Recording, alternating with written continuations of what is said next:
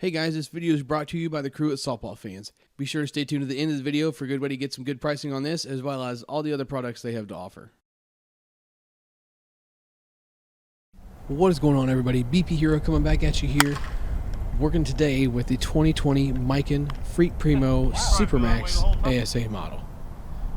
Thanks goes out to Softball Fans as usual for getting us this so we can check it out for you guys. Back on the same old baseball field here that everybody's sick of seeing.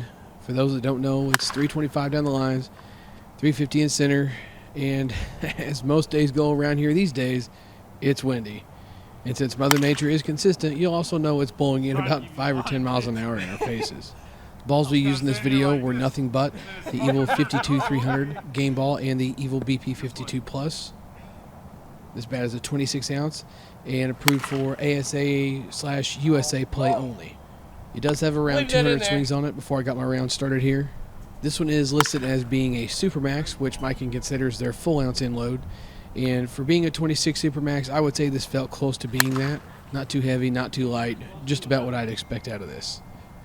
It did have a 14-inch barrel, and it did a very good job of feeling responsive with the feedback and was still able to give a super forgiving feel, just like this ASA tech has done for the last few years for Miken and Worth.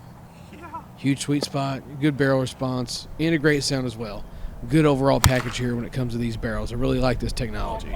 This one does feature a composite handle, and it felt the same as the rest of them have for the most part, with the exception of some feedback when you started working closer to the handle, but I'll elaborate a little bit more on that in a minute. Let's head over to the lab and I'll discuss that, as well as a few other things we have to see here. Alright, so getting things started in the labs here.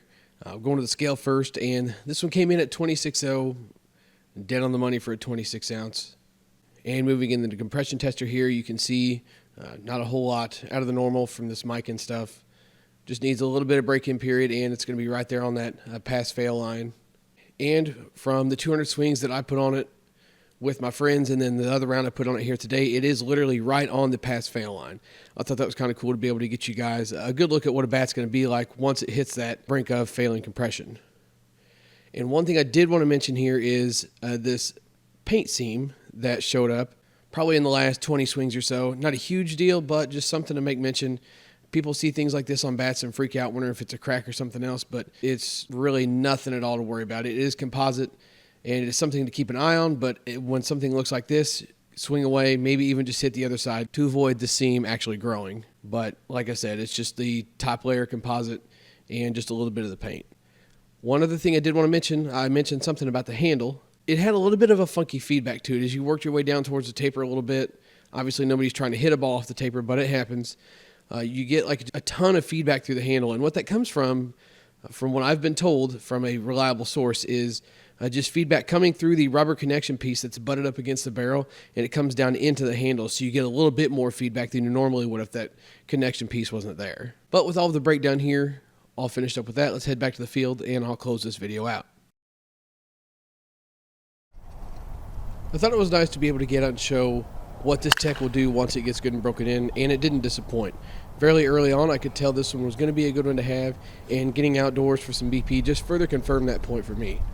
Exit speed through this big infield was good, and I would confidently say that 300 feet plus with this bat would have been easily attainable if it wasn't for the conditions on this day. So this one gets a stamp of approval for sure, zero hesitation. Thanks for stopping in and checking it out, guys. I hope you enjoyed it. Be sure to subscribe to the channel for all the other stuff coming. Got all kinds of 2020 reviews and everything else on there.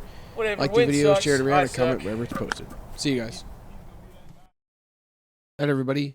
Here we are at the end of the video, and I'm going to show you how to get some of that pricing I was talking about. And for that, what we're going to do is head over to Softball Fans Forum. We're going to log in, put in your credentials here. If you don't have any, you can make an account, but you can't use mine. We're going to go up to the search box here and type in the name Me Loco Man, as I've got it spelled here.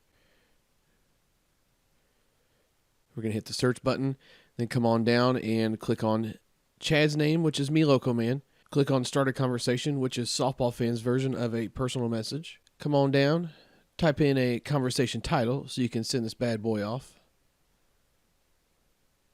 And then all you got to do is type in how much for whatever product you're looking at, and hit the Start Conversation button to send him a message, and he'll get you fixed up with a good price on whatever it is you need.